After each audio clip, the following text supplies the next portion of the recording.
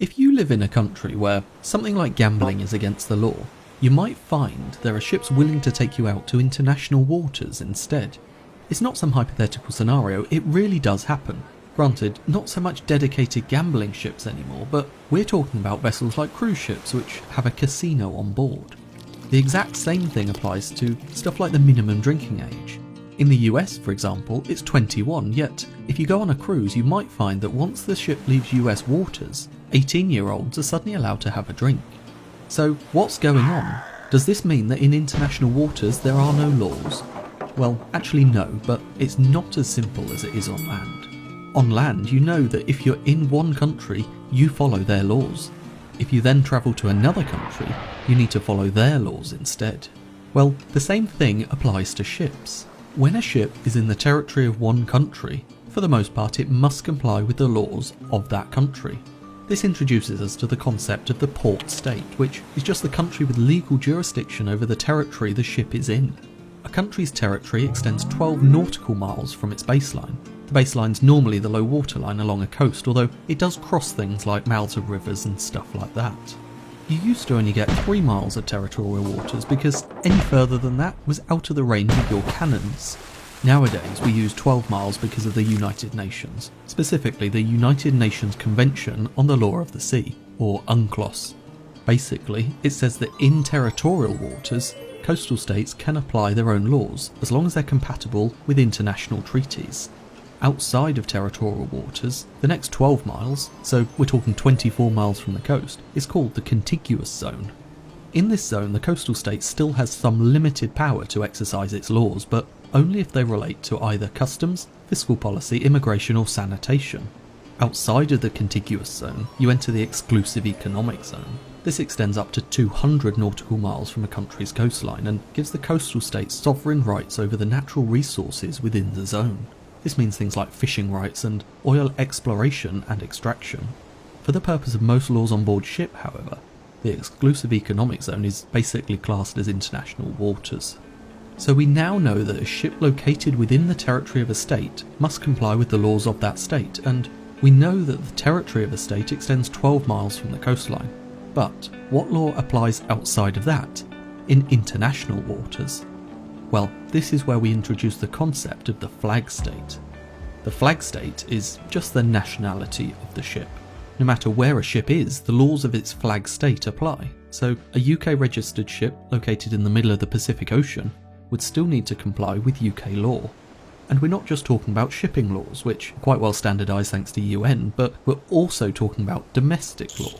Things like whether gambling is legal, the minimum age for consumption of alcohol, whether a ship can be registered as a wedding venue, or a minimum wage that all employees are legally entitled to. You're probably starting to get an idea of the implications of this. Take these two identical ships in international waters. Both are registered in fictional countries, Yankee and Zulu. Now, Yankee is a rich country with domestic laws giving its citizens a minimum wage of $20 per hour. Zulu, on the other hand, doesn't have minimum wage legislation.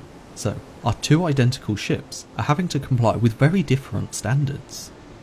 The Yankee registered ship, complying with its flag state laws on minimum wage, has much higher operating costs, which it has to pass on to its customers through higher shipping costs. As the ships are identical, obviously the customers are going to choose the one that can move the cargo for the lowest price. The ship registered in Zulu will get all the cargo.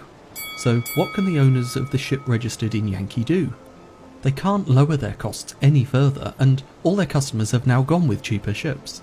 They have no choice but to re-register their ships in Zulu instead, so that they no longer need to pay their crew $20 per hour. Registering in Zulu means they can now compete and get their customers back again. This is what happens in real life. Our fictional country Zulu is known as a flag of convenience. They've developed domestic law which makes them particularly friendly to shipping companies. Not only do they have no minimum wage, but they may also have very flexible laws regarding gambling, alcohol consumption and environmental protections. Their goal is to attract as many ships as possible onto their shipping register to gain some taxation income and revenue from annual surveys and things like that. But what happens when flag state and port state collide? When a Zulu registered ship enters the territorial waters of Yankee, Yankee is the port state and can exercise some control over the ship. However, as long as the Zulu registered ship is complying with the minimum standards derived from international law, they're entitled to pass through as it's an innocent passage. By this we mean that they cannot make threats, use weapons, unload cargo and things like that. Submarines, for example, must only navigate on the surface. It does get a little more complicated when the ship is docking in the country in question.